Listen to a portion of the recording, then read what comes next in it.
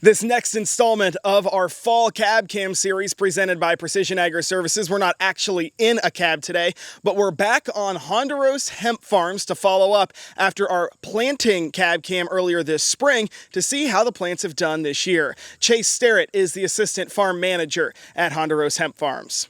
It's been a pretty stressful season just with how much rain we've had. Like you said, it's been a really wet season. We've had a lot of water pooling up in certain areas, but obviously last year we lost more plants to just wind and everything. This year it's been a lot easier just with that, but still hard managing the water because you don't want to. They're tropical plants.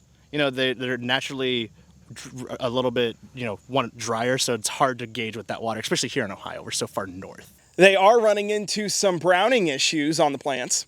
So there's a couple different reasons. One, it's been really wet these past couple weeks, so there's possibly a little bit of bud rot going on. I found some caterpillars going on, so that's also kind of munching on them, and we've been scatting those out. And then as well as they pull the nutrients from the lower leaves, they just start to die off too. So we have a little bit of that going on. And I wouldn't be surprised if there's a little bit of like rust or something out there too. Just like everyone else, faced with some fertilizer shortages. So early in the season, you want to use something kind of high in nitrogen. We started with a 17-5-17. And we were supposed to switch over throughout the season. It was kind of hard this season to get new fertilizer. We had some lower fertilizers we were using in the middle there, and then at the end we had to resort back to our 17-5-17, and we just kind of diluted it so we could kind of get some of the nutrients we needed, but not burn out any of the plants. They were faced with some pest challenges. This year, the big one that was really giving us problems was the corn borers. And the field last year was surrounded by corn, so I think they had distractions last year, but this year they were growing soybeans, so I think that, they were looking for another food source, so they just came to the hemp because it's similar, the stalks are similar. They are working toward an all-organic operation, and you know what that means for weed control. Just bending over and pulling them by hand, or, well, we also came along the edges here and weed whacked and mowed. You gotta do what you gotta do.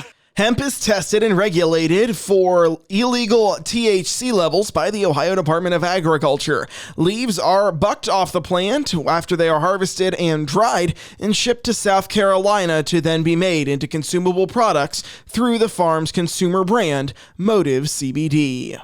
This cab cam presented by Precision Agri Services. I'm Colt Buckenroth.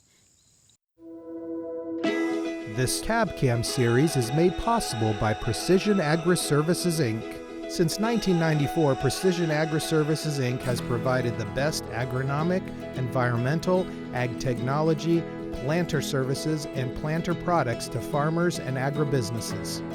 For more info, visit precisionagriservices.com.